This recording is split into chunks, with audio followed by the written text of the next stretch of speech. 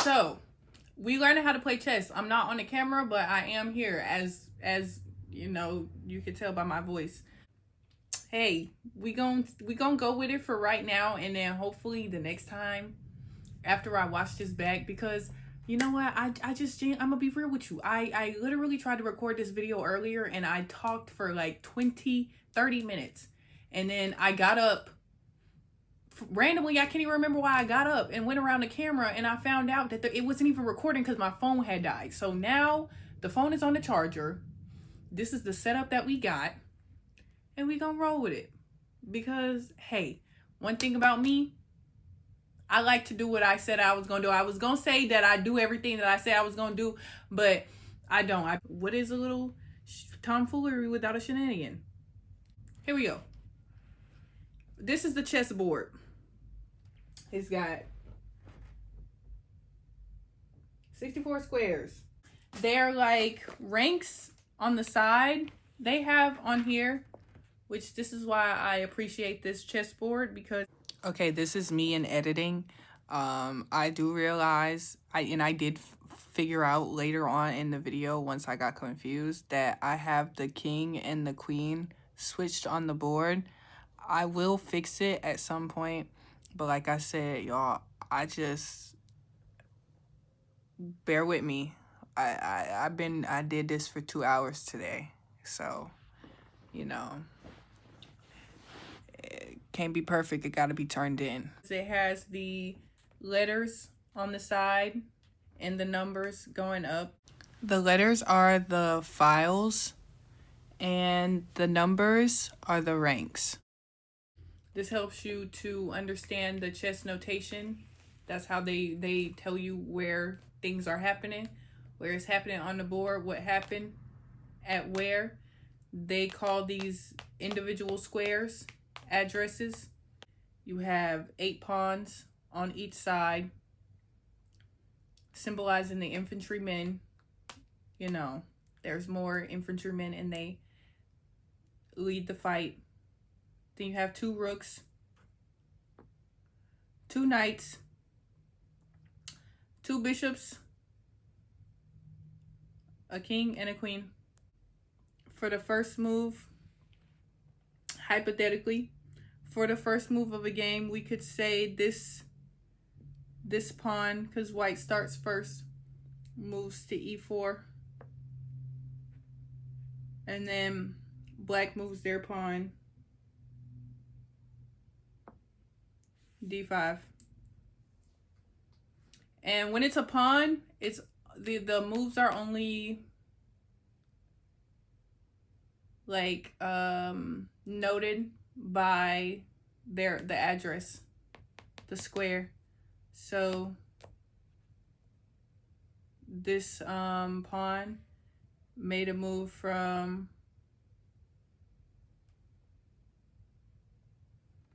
d7 to d5, but you would only write d5 as the move. It's where it ends up at. Then you have capturing. So I'll leave those there. White moves next. White captures, or the pawn captures on the diagonal. And so captures are noted by the letter X. So this pawn capturing this pawn would be EX D5. E captured at D5. Okay, I have the queen and the king backwards. LMAO, my bad. LMAO, this is crazy. Okay, so we got capturing. E4, D5. Capture, EX, D5. And then this queen is going to capture the white pawn. When the queen captures the white pawn, you would notate the queen as Q, capital Q, X D5, because it captured at D5. Because the knight can jump other pieces. We have the knight here, at NC3. Then we'll move the queen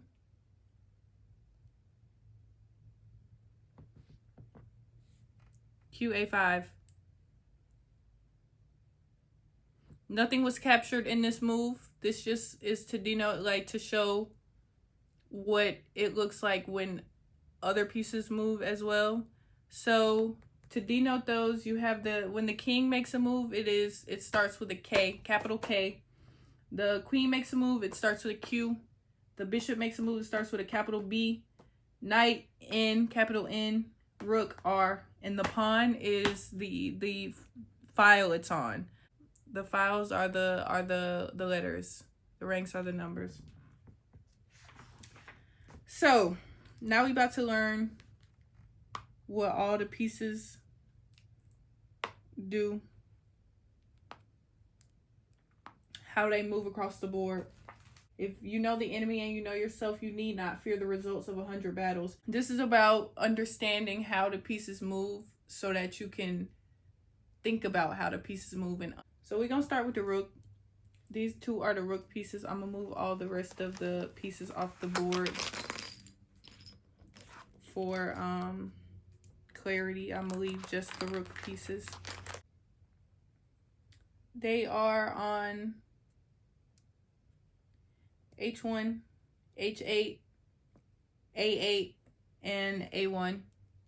The rook can move back and forth in a straight line in any direction. Any of these, back and forth in a straight line in any direction. As long as there's, like, you know, and it also captures in a straight line. That's how the rook moves. The next piece we're gonna get into, oh, I also meant to tell you guys, the rook is Persian for tower or castle, which is, I think, the origin of, like, chess. I read somewhere, like, the word chaturanga, which I was saying earlier that, like, it's so interesting that all of these like, how connected everything is like, you can literally be talking about chess and be using vocabulary that would be associated with chess and talk about anything. Like, chaturanga, I think, is a it's a chess game, but I think it's also a yoga pose.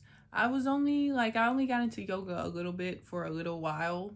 I got this namaste ring. I have to look that up, but I do think chaturanga is a yoga pose. The next piece that we're getting into is the king. And the king is found on E1 and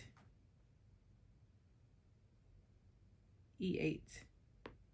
And the king can move one up, one space in any direction. So if the king was here, it could move into any of these squares. As long as he's not in check. So if he's in check, then he can only move, like, out of check. He can only get himself out of check. A check is an attack on the king that the king can get out of. Which brings us to the goal of the game is to put the king in such a position that he can't get out of the position, which is a checkmate. Something like this.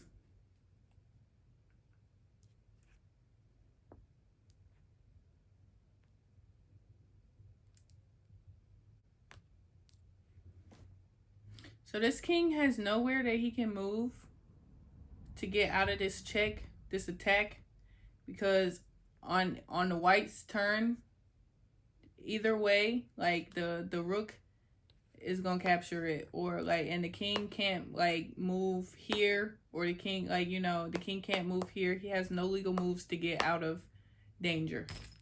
So that is a checkmate, which means this is the end of the game. The game is over once we get to this position. The next piece that we're going to be talking about is the queen, which is the most powerful piece on the board.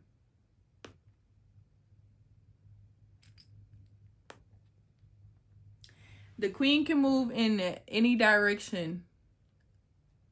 Like any number of spaces in any direction. Straight up or diagonal. It moves like it can make any move that any of the other pieces on the board can make, except for the knight, because the knight can jump, you know. But the queen can move forward or backward in any direction. It can go like, she can travel the whole freaking thing. So that's the queen. Did I tell y'all my favorite piece? All of these are low-key kind of my favorite piece, but the next piece that we're going to be talking about is the bishop, and the bishop sits on, well, there's two bishops, so let me find my other bishop. And the bishops can move diagonally in any direction, diagonally forward or backwards in any direction. You have two bishops. They are on the alternating colors, so they cover the alternating diagonals on each side. You have one dark bishop and one light bishop. So this bishop can only move on the dark squares, and this one can only move on the light squares. The next piece is the knight. These can do something interesting. They can jump pieces. So if you have a line of pawns in front of either of these knights, they can move like this. They move in the shape of an L. From here, it goes from like this in any direction, forward or backward. It moves in an L. So from here, it could go here, here, here, here. You know, moves in the shape of an L. Now here are the pawns. You have 8 pawns, and they take up the whole front line. I said earlier that they represent the infantrymen. There's more of them because they have less power. Like I said, in the book, you know, in the book it says that these are not pieces. They are actually not pieces. They are pawns. So the rest of these are chess pieces. These are just pawns, you know. And I don't know, I'll probably have to do a little bit of more researching on the psychology and like understanding the parts. I've been calling them characters. I haven't called them characters, but the parts to chess, like, because I'm so intrigued by every facet of like the possibilities. And like what I really do like about the pawns is like they have so much potential. The fun thing about, okay, let me slow down. Okay, so pawns on their first move, they can jump 2 spaces, but after that they can only move forward 1 space in a forward direction, and they cannot move backwards. But if a pawn makes it all the way to the other side of the board, then it can be promoted to any chess piece. So if your pawn makes it all the way over here, it can become a rook, a knight, a queen, a bishop, not a king. It can be promoted to any of the ones that are not a king. And they also capture differently. If, like the example from the beginning, if these 2 pawns move 2 up on their first try, they capture on the diagonal. They don't capture pieces in front of them. They capture on the diagonal. And in most cases, if a pawn makes it across the board, it's going to turn into a queen. The queen is like, I mean, well, you take a pawn and you give it the chance to be a queen, why would it not be a queen? You feel me? These pieces do have a value. They are separated in between major pieces and minor pieces, even though it says that, what do you call it? The pawns are not pieces. The pawns are a minor piece, and they are they have 1 point, and then you have the knight, which is 3 points, and then the bishop, which is also 3 points. And then your major pieces are the rook, which is worth 5 points, and then you have the queen, which is worth 9 points. I can take my time and figure out what I'm doing, you know. So they have three rules, 3 special like ways that the pieces can move. I explained one of them to you, which is promotion. If either pawn makes it to all the way to the other side of the board, then it gets promoted to any of the pieces except a king. It can be a rook, a bishop, a knight. I'm tripping. Like, I just be doing anything with these pieces, I'm not gonna lie. It can be a rook, a knight, a bishop, or a queen, but not a king. And then they have something called castling, which I did not know about castling. So I've been playing chess for a couple weeks now, getting into it, and I had no idea about castling. I'm gonna show y'all what castling is. Castling looks a little bit something like this. Imagine that these pieces are not here. Well, I'm gonna keep the rook. Here's where they originally start off at. And what they do is this. This is the only time that you can move 2 pieces at once. And the only way that you can do this castling is if these 2 pieces are in their original spots. Like, they cannot have moved at all. Like, once they move, you can't castle. But castling, this is a king side castle. To move it from E1 to G1, and then the rook from H1 to F1. That is castling. Now, a queen side castle is gonna look like this. Let me take these pieces off to make it a little bit. I've never played a game in which castling comes up, so I cannot say for sure like what happens with all the other pieces. They must have moved away. I couldn't really tell you. But this is a queen side castle. So the king moves from E8 to C8. And the rook moves from A8 to D8. That's a queen side castle. And like I said, this can only happen if both of these pieces are in their original space and they have not moved. So boom. And the last one is en passant. This one has to do with the pawns.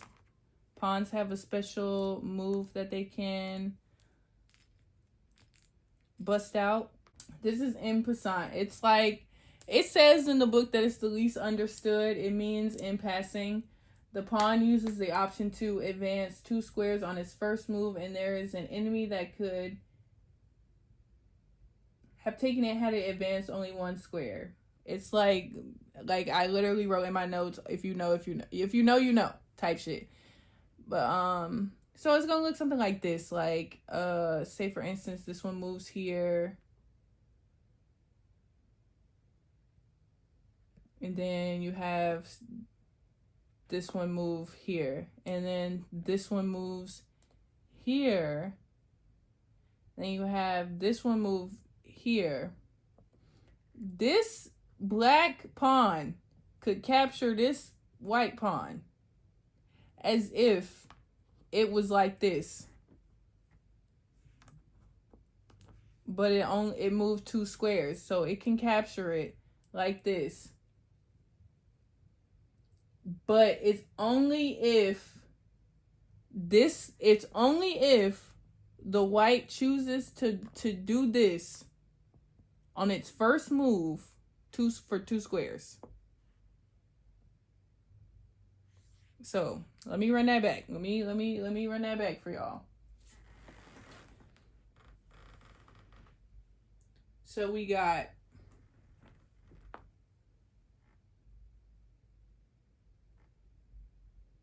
this one.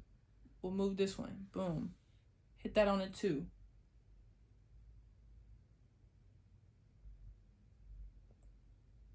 And then we got this one. Moves this way.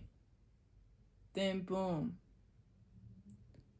Black's turn to move. This moves up like this. And then this one, for white's moves like this. The black can capture it as if it moved like this. Because, you know, pawns can only capture on the diagonal. Unless it is this special rule. So watch out for your pawns. Is what I gather from it. Is you gotta watch what your pawns is doing. Watch what they pawns is doing. That's en passant. I can't really necessarily say that I understand it. I have never played a game in which I have used it. But this is, I have a general understanding of what it means. The last thing that we're going to talk about is the checkmate, and a stalemate, which is like basically how the game ends. So I explained earlier that a check is when the king cannot move, or like the king is being attacked. You don't necessarily have to say check when you win, you know. It's a however you play type thing. No, it's not a rule that you have to say check if you attacking the king, but some people do. To put the king in a check is to have to basically attack the king, to position yourself in such a way to attack the king, to take him off the board. A checkmate is when the king cannot, there are no legal moves that the king can make to get himself out of the check.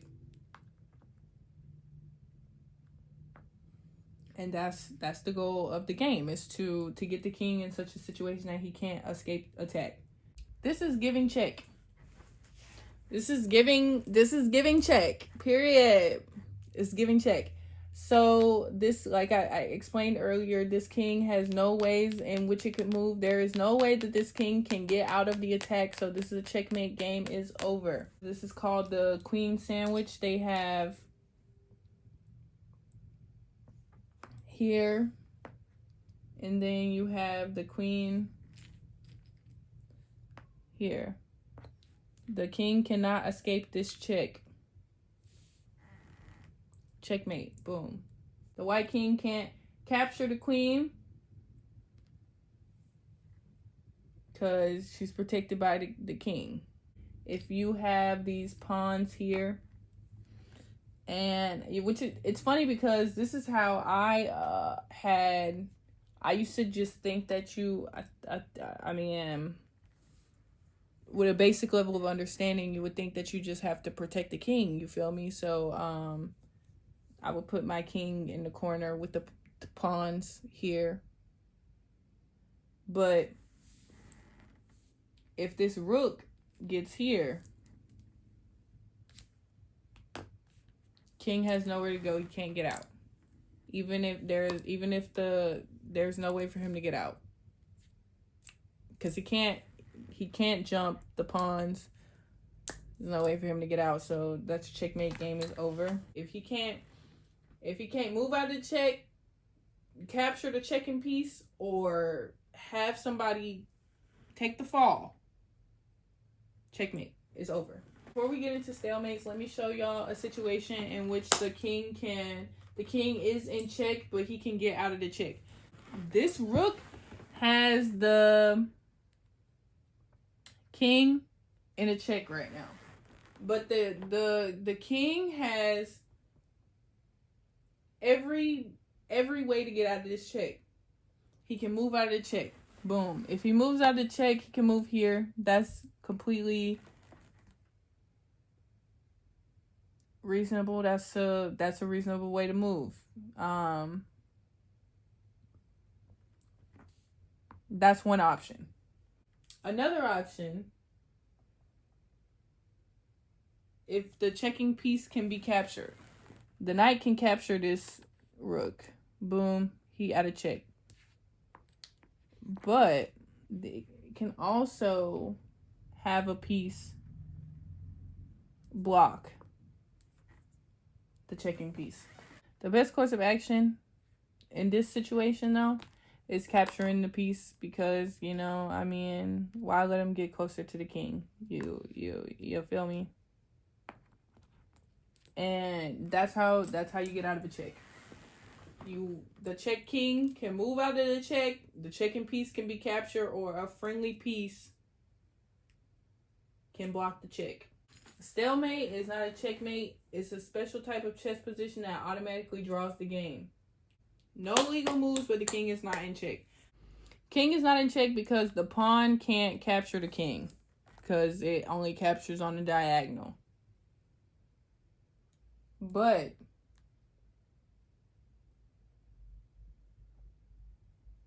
it has no legal, the black has no legal moves. This you would call a stalemate.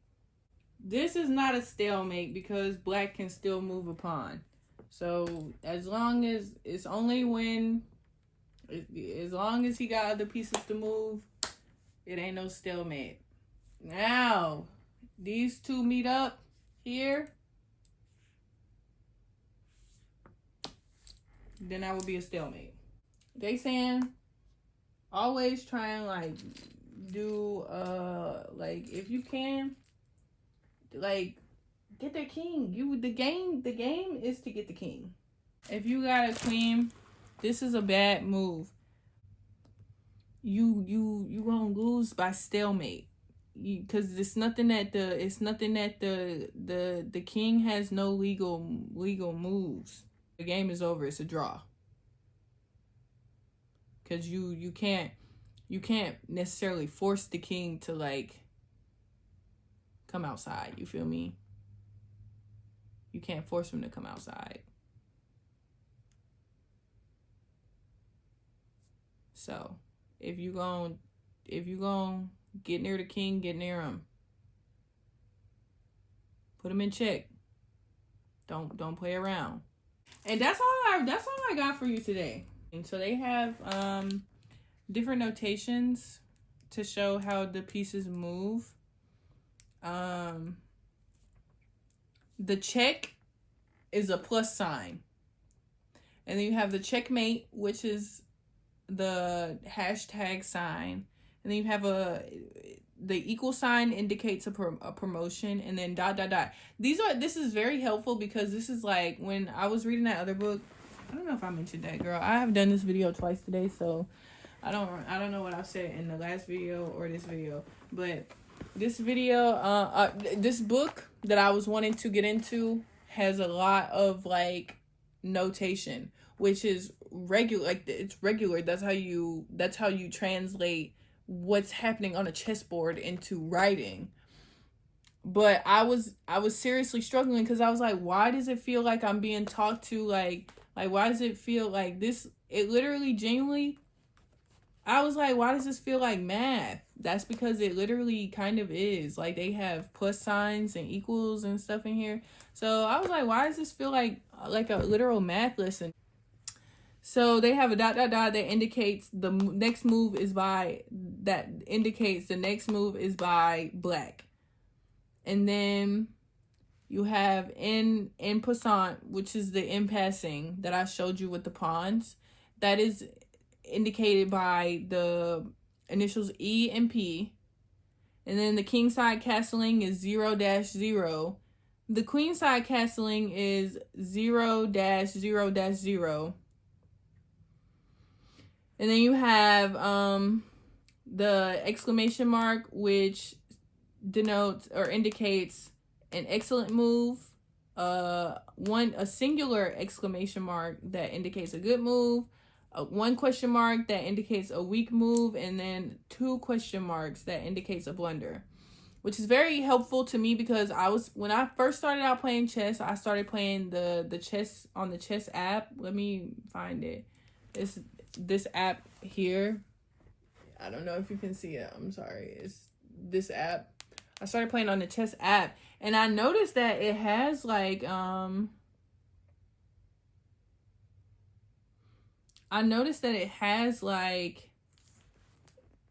if you do it, like it has these what happens on the side, which I'll play a little game for you guys because I think you can see it right here. I'll play a little game for you guys with what I know right now.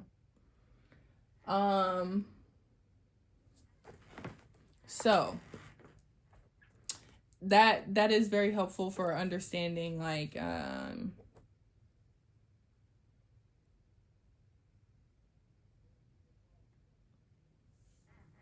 what the heck is going on.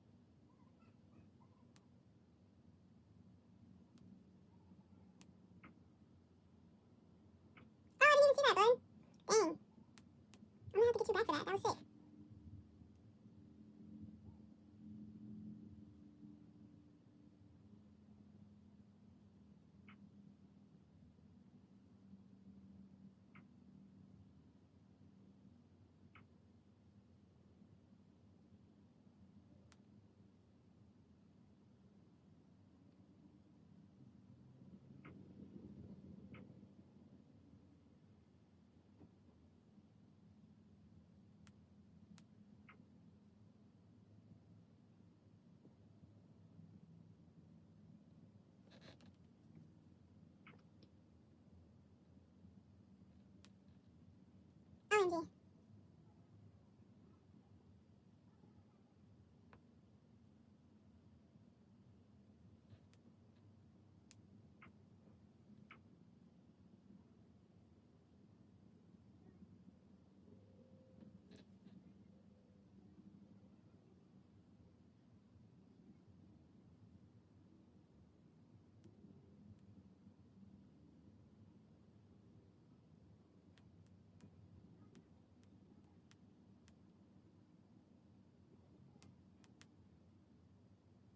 Am I tripping or what? Oh, it's because of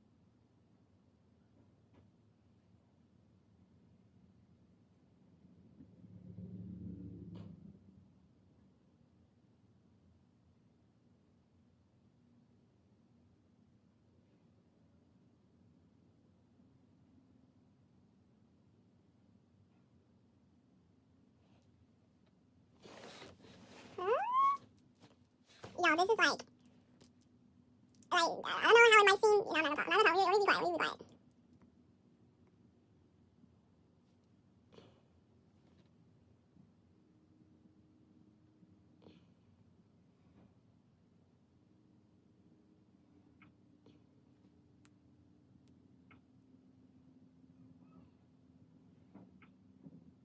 Mm.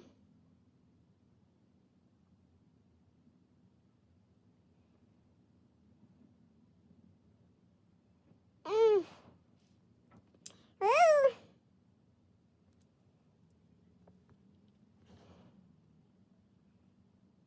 I have no bishops, right? Well, now I have one bishop. Okay.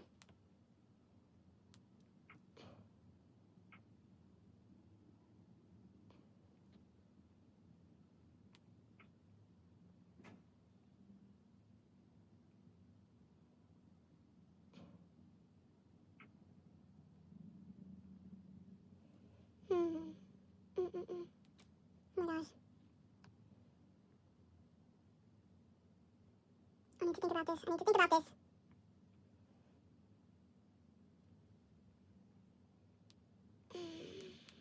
Okay, obviously I can't do that. Oh.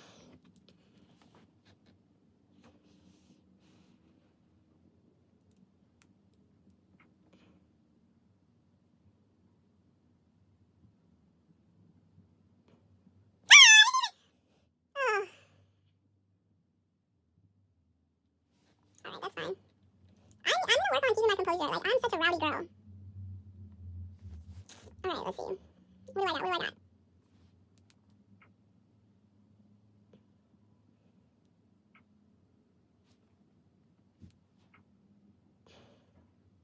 Oh, my bishop is in danger, child.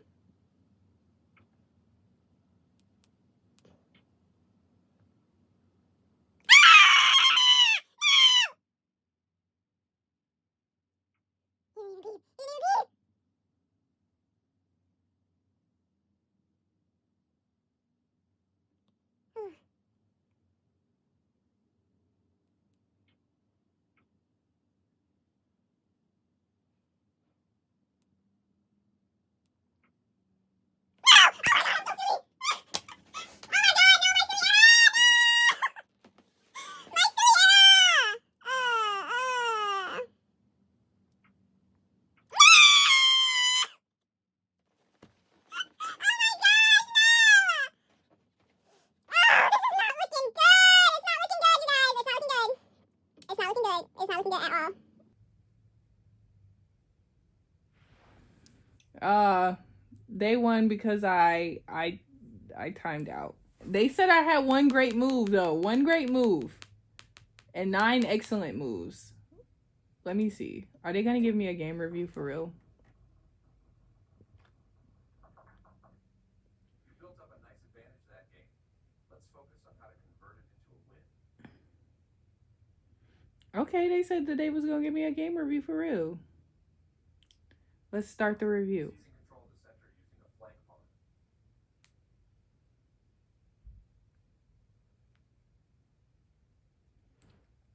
C4 is the last book move. Seizing control of the center using a flank pawn. Okay. Your opponent develops their knight off its starting square. And A6 is good. So it's good to develop the knight off its starting square. You missed an opportunity to win a knight by removing a key defender. You are bringing your knight into play. They've moved the same piece again, which is less efficient for opening play. You won a knight for free. Your best move was to kick a knight. They've moved the same piece again, which is less efficient for opening play. Your best move was to kick a knight. Ah. They've moved the same piece again, which is less efficient for opening play. So they're saying that moving the same piece is less efficient for opening play. So for a good opener, you want to move 2 different pieces. Which funny enough, this book starts off and it talks about the Marochi bind. I hope that I'm saying that right. I literally looked it up how to pronounce it. The Marochi bind, which is when you have two pawns here like this, and it kind of makes it hard to get through there. I was trying to set it up in such a way, but he got me here. They did say, hold on. Your best move was to kick a knight. I was trying to set up the Morochi bind here, but you know, I'm just, you know, grasping at straws. It was a blunder. He said that was a blunder, so that was a mistake. This move left their knight hanging. I got their knight.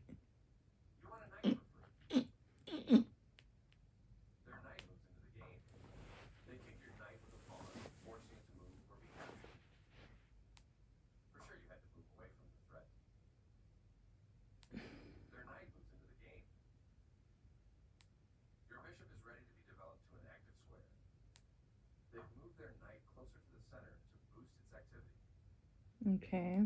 This move activates your bishop to strengthen control over the center. Yes. You get a chance to win a knight by removing a key defender. You missed an opportunity to win a knight by removing a key defender. Ah. Okay. Okay, I could have gotten here. I could have done this here. Captured this, and then if he didn't move his knight on the next round, then I would have got his knight. So let's see. You are now able to win a knight by removing a key defender. You had an opportunity to win a knight by removing a key defender. And accuracy. So I messed that up. I had 2 chances to get it right, and I did it wrong. You get a chance to win material through a fork. A fork.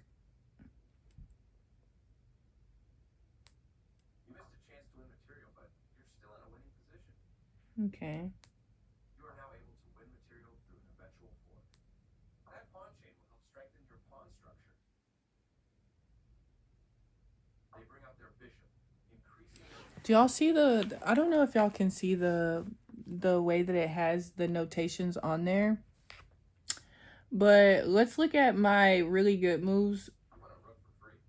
Won this rook for free. You won a pawn for free. And I got a pawn. And then what I did really wrong. Yeah, I figured that. I did, when I moved my queen back, that was crazy. That move leaves your queen free to capture. You've just allowed your knight to be taken without a fight. Literally. Knight's gone because my king, or the king up here. And then this one. That move leaves your queen free to capture. Yeah. By the knight. And then we ran out of time. You're losing a rook with that move, but your position was losing no matter what. Yeah. So that was the chess game for today. Thank you guys so much for watching. This is a long video. I am going to cut it into parts and edit it down. And hopefully I will get it out today. That's what I'm about to do right now. I got a package from ThredUp. I went through it before. But honestly, I have so many things that I wanted to get into. Like, I started a what do you call it? A mood board for this project that I want to get into, that I'm picking up to get into. So that's where that's what I'll be doing as well. So I will see y'all on the next chess video. I hope y'all have a wonderful, lovely day. Goodbye. That's all.